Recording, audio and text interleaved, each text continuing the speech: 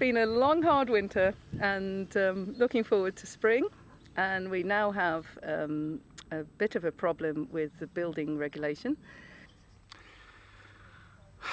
It's a tricky one. We kind of messed up a bit, really. We figured that barns don't need building regs, temporary accommodation doesn't need building regs, so fine, we'll be able to live in our barns temporarily, but it doesn't quite work like that. Apparently, if you're going to live in your barn temporarily, you have to have building regs, which is a pain in the bum, really. I mean, just for me, it means loads more paperwork, which is not my favourite activity in the world.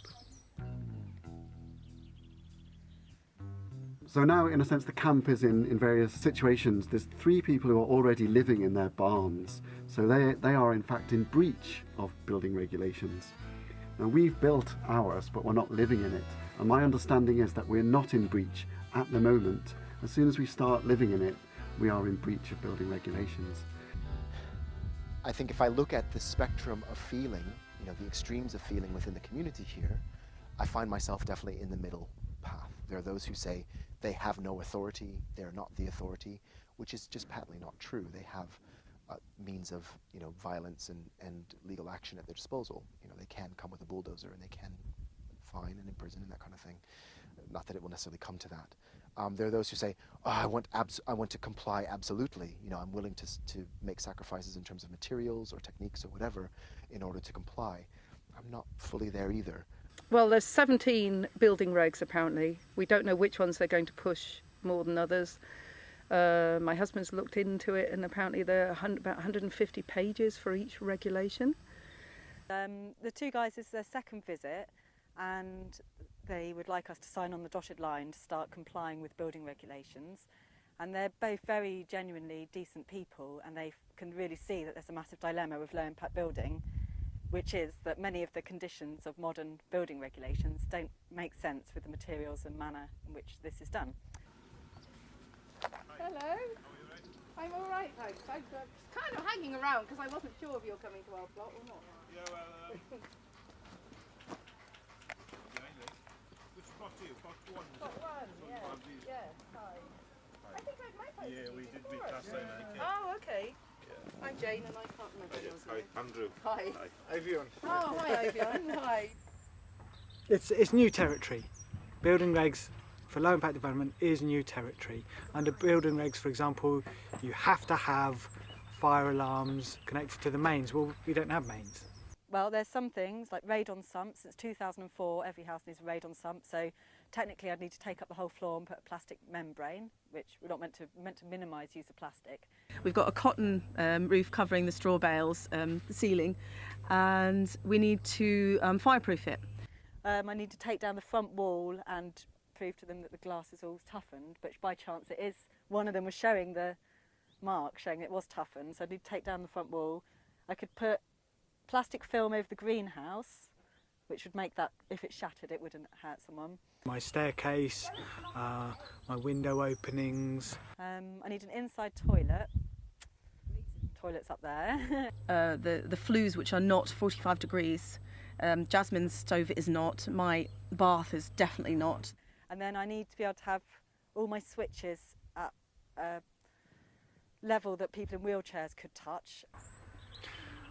I guess this is the first time when the world of building regs meets the world of low impact development, and it's a challenge because we talk in different terms. Building regs wants to know the U values of our glazing units. We don't know because they're second hand. So there's a lot to work through, there's a lot to work out, but I think it's something that needs to be done, and I'm up for doing it. How we are going to be able to, and I pointed this out to the officers, find the time, energy and money, mainly I would say the energy and the time in a way, to modify this building so it conforms to building regulations, and to build 2 more buildings, and to provide 75% of our basic needs from the land, and to earn money, and to look after 3 kids, and to keep a clean house, wash up, cook, do all the basic things that you do. how can we do that? My feeling at the moment is I don't know the rules and I don't want to play the game, really. So at the moment we're still in the caravan. We've got this lovely barn, which perhaps it's just going to be a workshop and perhaps we won't ever live in it. Who knows? I think people are looking to do things as simply and as organically as possible. A low impact build arises. You know, it springs forth.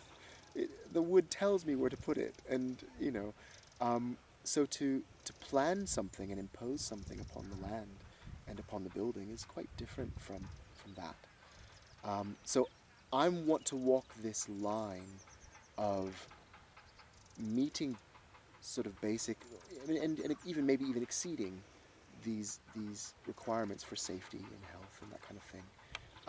And I'm not willing to sacrifice the glorious experience I am currently having now of that organic or rising building. Perhaps we should start speaking to WAG about whether there could be such a thing as low impact building regulations or some kind of modification. So keeping the very, very important stuff like fire hazard, structural integrity, which obviously they need to safeguard people. And particularly if you're building your own building, you don't maybe know all these things. You need to have considered them and taken them into account.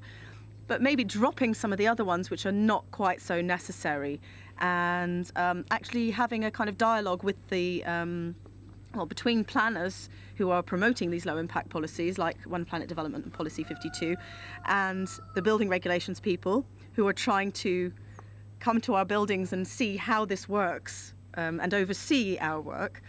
And also with people like us who are pioneering this kind of development. Obviously people have been building their own houses for centuries and centuries, but trying to do it through the system in modern day UK is a different thing altogether.